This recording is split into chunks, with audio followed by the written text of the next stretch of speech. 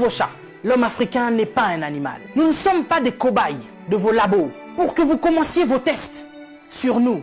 Ça fait des siècles que vous nous testez. Ça fait des siècles que vous nous faites souffrir. Depuis que vous avez découvert que le continent africain était le jardin d'Éden, vous ne voulez pas nous lâcher. Nous souffrons, mais nous sommes en train d'enrichir plusieurs. Nous mourons de faim alors que nous nourrissons plusieurs. Quelque chose m'a fait rire il y a quelque temps. 23 Italiens retrouvés clandestinement sur un port nigérian. Ah, depuis quand l'Italien rentre clandestinement au Nigeria? Parce que vous voulez aller vous réfugier en Afrique maintenant? Il n'y a pas très longtemps, sur vos côtes, vous chassiez les migrants de vos côtes. Votre Premier ministre a dit qu'il ne voulait plus. Il en avait marre de cette invasion africaine sur ses sols. Nous avons vu un migrant noir mourir dans les eaux de Venise sans que personne ne lui porte secours. Parce qu'il était noir, parce qu'il était africain. Nous avons tort parce que nous sommes africains ou parce que nous sommes riches de nos sols? Parce que nous avons de quoi manger et de quoi nourrir toute cette planète. C'est pourquoi l'Africain souffre. Mais Africain, laisse-moi te dire que tu es fort. Laisse-moi te dire que tu es vaillant. Laisse-moi te dire qu'il en faudra beaucoup plus pour te vaincre. Ils ont essayé de nous décimer par l'esclavage. Ils n'ont pas pu, nous sommes encore là, et plus nombreux que jamais. Et nous sommes plus résistants que jamais. Parce que tous ces microbes auxquels nous faisons face chaque jour ne réussissent pas à nous décimer. Ce n'est pas un Covid-19 qui va décimer le peuple noir. N'ayez pas peur, tel est mon message. Je vous invite, chers Africains, à devenir beaucoup plus forts.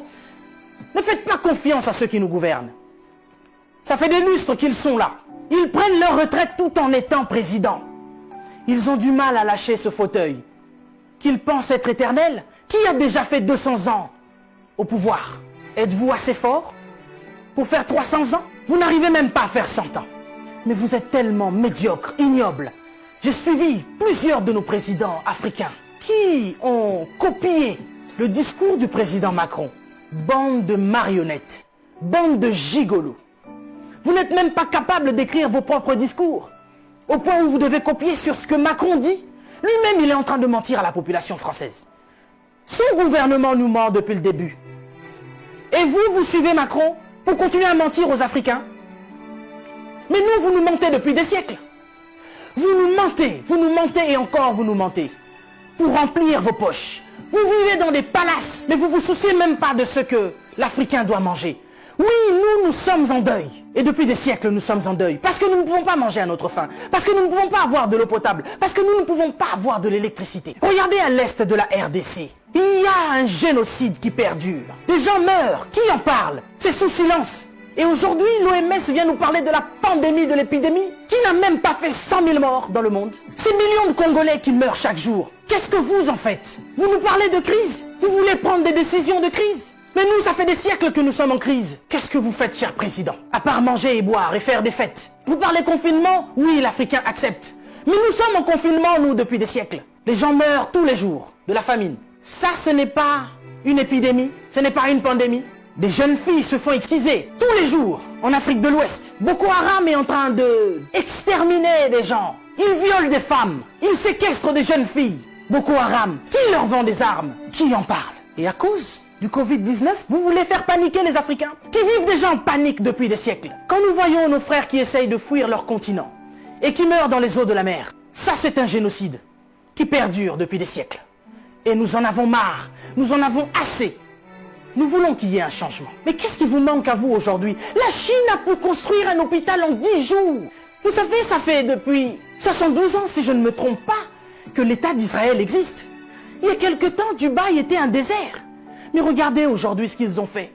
C'est parce qu'ils sont ensemble qu'ils ont pu construire ce qu'ils ont fait. Mais qu'est-ce qui vous manque, cher président africain, pour nous construire des hôpitaux décents? L'Angleterre a pu construire un hôpital en 2 semaines seulement pour faire face à cette crise sanitaire. Dieu est bon. Le Covid-19 est tellement impoli qu'il ne regarde même pas qui vous êtes. Président ou pas, il s'en fout. Il n'a pas respecté la reine d'Angleterre. Il est entré dans son palais, il a touché Charles. Il n'aura pas peur de vous. Mais par contre, là, vous êtes cuit.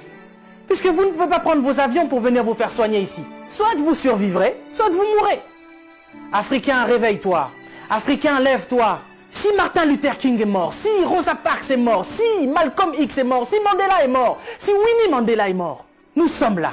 pour porter encore plus haut l'étendard de l'Afrique. Et continuer à dire que tant que nous aurons le souffle de vie, nous allons continuer nos revendications. Si cette épidémie ne vous réajuste pas, ne vous enseigne pas, pire va encore arriver. Vous passerez, l'Afrique sera encore là, et l'Africain aussi. Cessez votre méchanceté, cher président. Donnez-nous de l'eau, donnez-nous de l'électricité, construisez des hôpitaux, arrêtez de faire mourir l'Africain par la faim, parce que nous, c'est pas le Covid-19 qui nous tue. Nous mourrons déjà de la famine. Pendant que vous avez fait des provisions pour vos maisons, ce petit Africain, il va manger quoi, lui? Cette épidémie passera. Nous sortirons de là, certainement.